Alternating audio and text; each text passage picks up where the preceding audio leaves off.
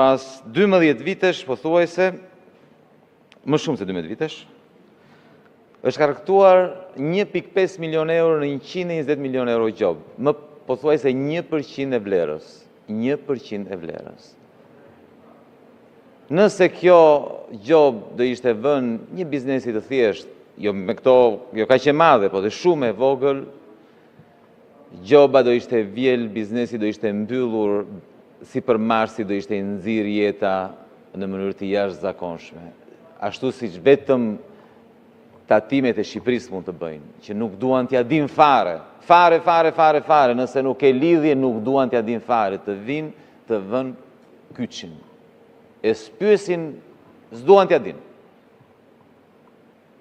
Por me bankers ka qenë ndryshe. Qëndrimi ka qenë shumë i kujdesshëm. Janë pritur vendime gjykate pa fund. Është pritur gjykata kushtetuese, është pritur gjyqi ndërkombëtar pa fund. Sepse shteti shqiptar është i dobët, shumë i dobët me të fortët dhe shumë i fortë me të dobtit, me qytetarët shqiptarë. Që ju dhe kjo qeveri ka tradhtuar shqiptarët, nuk e them unë. E thonë se slogani i përditshëm, çdo ditë, po të jeni aty në protest, me qytetarë do i dëgjoni. Shqipëria e shqiptarëve, jo e tradhtarëve. Tradhtar, është shprehje që përdorin ata, nuk e thash unë. Nuk e kam thënë unë, nuk kam thënë gjëra tjera, po këtë se kam thënë. Gabim kam bërë se duhet ta kisha thënë, por nuk e kam thënë unë. Dhe ju sapo na treguat, zoti ministër, që dhe në këtë rast ju nuk keni bërë interesin e qytetarëve shqiptarë. Kjo qeveri ka tradhtuar shqiptarë dhe në këtë rast. Nëse kemi nevojë për një rast për të ditur se si tradhtohen shqiptarët, se si nuk bëhet interesi i qytetarëve shqiptarë, është perfekt. Është perfekt. Manual. Vendosi gjobën,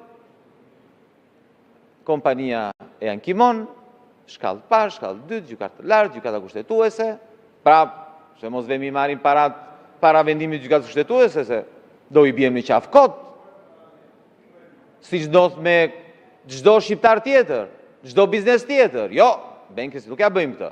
Nuk ja bëjmë se gjuna. Do presim edhe vendimin e gjykatës dhe arbitrazhit, sepse nuk është e drejtë. Të presim arbitrazhit, se në fundit 120 milion euro janë. Qa janë 120 milion euro? Pse na duhen 120 milion euro? Jo. Presim dhe arbitrazhin. Pastaj merret vendimi arbitrazhit, merret dhe apeli arbitrazhit, pastaj bëhet një akt tjetër administrativ, pritet edhe në atë rast, edhe pastaj hajde ulemi aman se nuk mban më, duhet ju marrim lekët se po, është edhe një aty, një deputet i opozitës aty na e bëri kokën kaq, 1-2 dhe flet vetëm për 120 milion euro e bankers. Kështu që hajde të bëjmë një marrëveshje pak nga pak, nuk i duam gjitha bashk, po pak nga pak. 1 milion, 300.000, 400.000, 700.000. Hajde ta bëjmë pak nga pak. Kjo juve ju duket si interes, ju keni bërë interesin e shqiptarëve? Nuk më duket.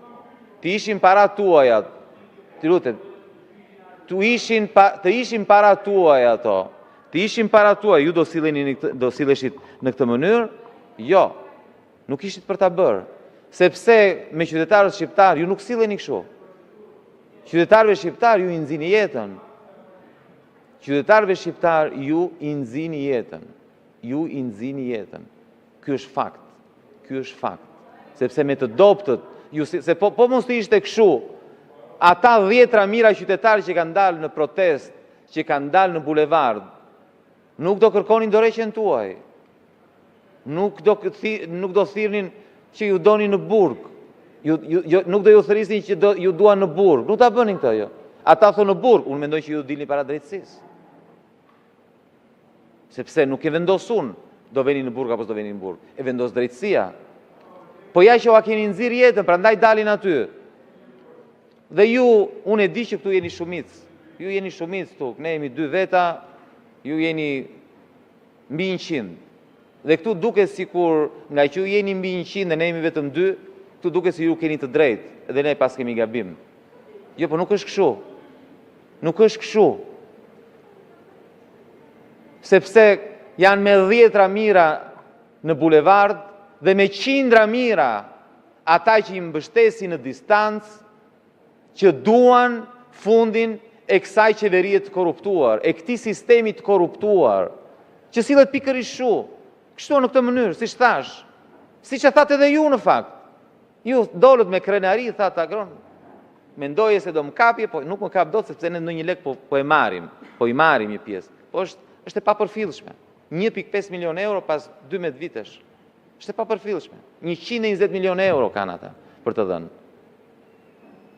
Dhe pikërisht siç e thash, kjo është të tradhtosh shqiptarët.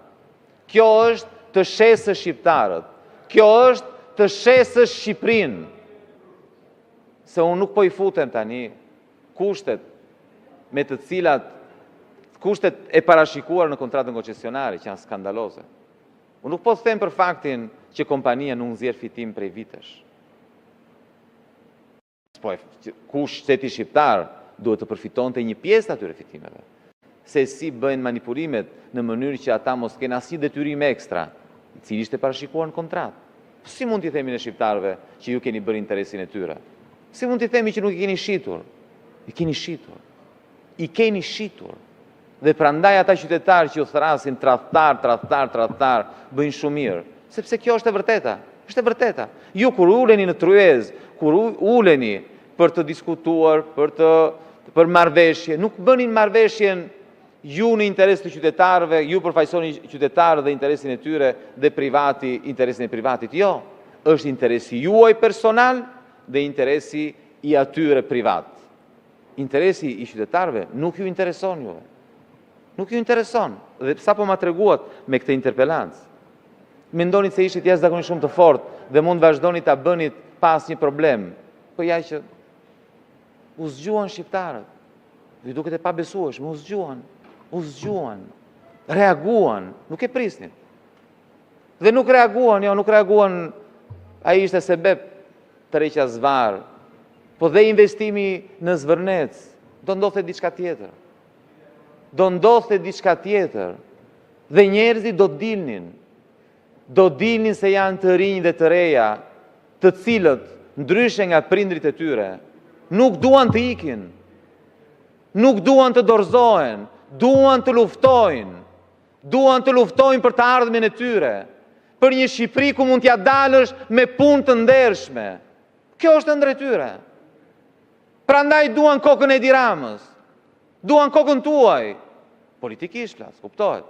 Nuk ju duan më, ju vazhdoni tani teatrin këtu, dhe jo vetëm kaq, po shpërtur, edhe kërcënoni. Nuk e kam me ju tani në këtë rast, po e kam me gjithë ata që folën para se unë flas vetëm kur më jepet mundësia, se për replik nuk më jepet fjala. Vetëm kërcënoni, nuk e kuptoni. E dëgjoni veten ju, e dëgjoni njëri tjetrin apo jo? Merrni fjalën, del ai e fillon e thotë dhe përcjell mesazhe. Del ai tjetri thotë, jo, po se ty do ta shikosh ti do t'i gjejmë, jo vetëm tatime tha, kemi gjetur do gjejmë edhe ndonjë gjë tjetër. Unë nuk e kuptoj. Si e bëni hapta asnjëherë? Se unë e di që ju po gërmoni për mua, unë e di. Unë e di se ju njoh. Unë e di se çfarë jeni në gjendje të bëni ju. Kjo s'është fare. Ju mund të bëni shumë më shumë. Se ju realisht jeni të fortë, unë nuk e moj këtë. Ju kontrolloni gjithçka. Ju kontrolloni gjithçka. Ju kontrolloni ekonominë, ju kontrolloni mediat, ju kontrolloni shtetin. Për ju ligji nuk ekziston. Por i keni bërë llogarit gabim. Sepse dhe ata që kanë dalë në terren, por janë të fortë ata. Janë kokë fortë edhe ata. Nuk gënjen ata. Nuk i mashtroni dot ata siç keni bërë me prindrit e tyre, me gjyshrit e tyre. Nuk i gënjeni dot. Dolët zbuluar. Dhe nuk keni nga t'ja mbani. Dhe përveç se kishit problemin e drejtësisë, tani keni edhe problemin tjetër. Keni problemin e njerëzve që kanë dalë në terren. Kanë dalë në bulevard. Po tani si do ja bëni? Keni një zgjidhje. Para se ata ta acarohen akoma më shumë, jepni dorëheqje, sepse fundi juaj ka ardhur. Nuk të riqen, ju nuk jeni aty, nuk i dëgjoni, nuk flisni me ta. Por janë të vendosur, janë të rinj dhe të reja. Dje kishte nëna me fëmijë. Nuk të riqen, është e pabesueshme. Vete ora 11 e darkës, 12 e natës, nuk duan të ikin, duan të vazhdojnë të protestojnë. Janë të vendosur, ju mendoni se jeni të fortë, do ta hidhni, nuk ja hidhni dot. Ka mbetur vetëm kjo, doreqe. Sa më shpejt, para se problemi të bëhet akoma më i madh, para se ta tharojnë akoma më shumë. Ju injorojni, vazhdojni, po injorimi juaj e patë se çfarë solli. Gjithmonë më shumë, çdo ditë më shumë. Dije kishte më shumë se pardije. Pardije kishte më shumë se një ditë më parë. E keni parë apo jo? Mos shikoni video që shpërndan tavlan balla me dronin në qell në orën 5:30. Mos u gënjeni. Janë jashtëzakonisht shumë dhe janë të vendosur. Sepse ju ka ardhur në maj të undës, nga vjedhja juaj, nga korrupsioni juaj, nga shitja që i keni bërë shqiptarëve, nga shitja që i keni bërë Shqipërisë, nga shitja e interesit të qytetarëve shqiptar. Kështu që jepni dorëqe sa jeni në kohë. Faleminderit. Zoti Ministër, 3 minuta për të shprehur.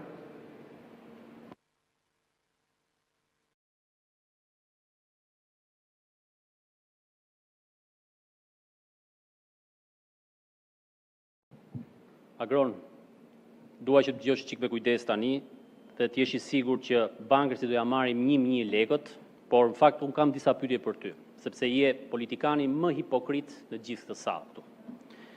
E para njerë, dua që t'i përgjigjesh shqiptarëve se kush është lidhja jote, e bashkëshortes tënde, apo e vllajt tënd me kompanit Intercom Data Service dhe Northwind SHPK.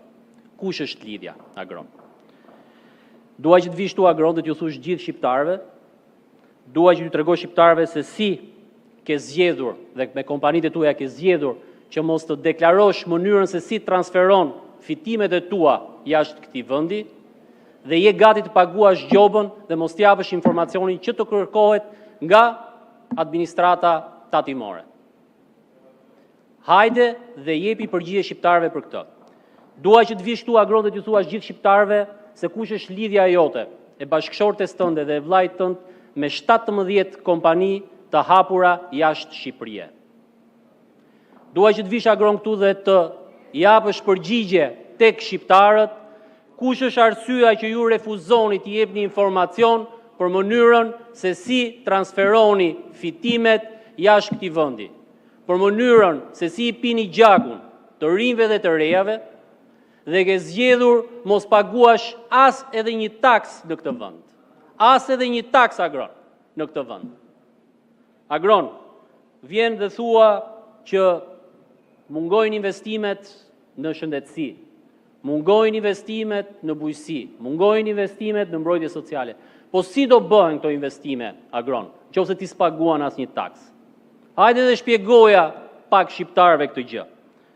Hajde shpjegoja shqiptarëve këtë gjë sepse është e nevojshme që shqiptarët të njohin që ti je një njeri që ke zgjedhur që të shfrytëzosh çdo resurs të këtij vendi këtu dhe mos paguash asnjë gjë në këtë vend, sepse je duke përgatitur jetën tënde offshore. Ky je ti, Agron. Ky je ti dhe shumë shpejt të gjitha zullumet e tuaja do të bëhen publike për të gjithë njerëzit.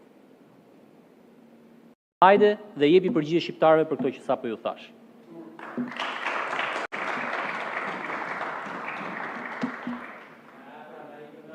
Tre minuta.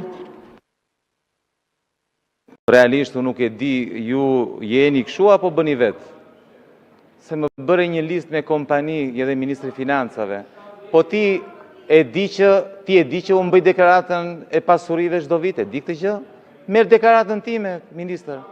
S'ke nevojë të gërmosh, merë deklaratën time të pasurisë dhe i ke të gjitha, çdo gjë që unë kam, e kam deklaruar. Na vjen këtu, na bëne, e kujt është kompania Intercom Data Service? E di gjithë Shqipëria, Ministër. E di gjithë Shqipëria. Por ne pas kemi vendosur ty të kujdesesh për parat tona. Po e di gjithë Shqipëria që është e imjo. Kam 20 vjet, e di e gjithë Shqipëria. E di e gjithë Shqipëria.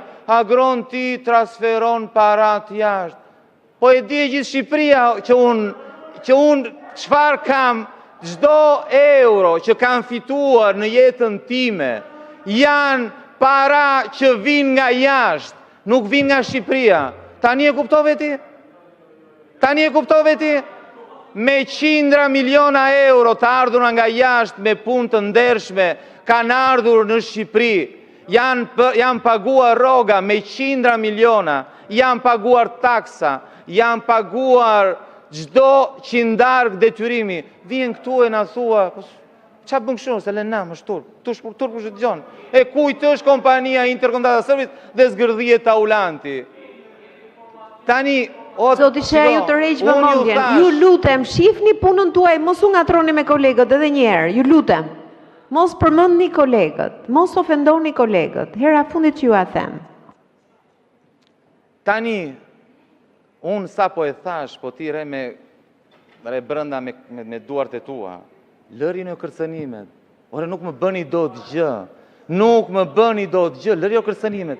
Vinë Ministri Financave, thot, ta tregoj unë ty. Qa do më tregosh mua ti? Që do shpikësh, do shkelësh ligjin? Gërmo sa duash, nuk e qa për të gjetur, nuk e për të gjetur asgjë, kupton apo jo? As një gjë, nuk ka lidhje se ti mendon, ti e di, unë e kuptoj, ti thua, ore, ky, si është e mundur, thot, ky si po i gjejmë diçka, se ti mendon se unë jam si puna jote, apo si punë e Taulantit. Ore, nuk jam si ju, jam pasuruar me punë të ndershme, më ngatëroni me veten tuaj. Unë nuk jam si ju, unë jetoj me parat e mia, jo me parat e qytetarëve shqiptar. Gruaja ime, vlla im, familjarët e mi, jetojnë me punë të ndershme. Ju nuk jeni si unë, e kuptoni apo jo?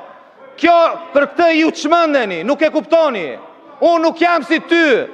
Ti çdo lek që ke se kja ke vjedhur qytetarëve shqiptar. Ore, çfarë informacion t'ja pun, ti ke çdo lloj informacioni. Ore, ti ke çdo lloj informacioni. Thjesht me këtë që fole tani, tregon se sa i paaft je. Përveç se je totalisht i korruptuar, je edhe totalisht i paaft.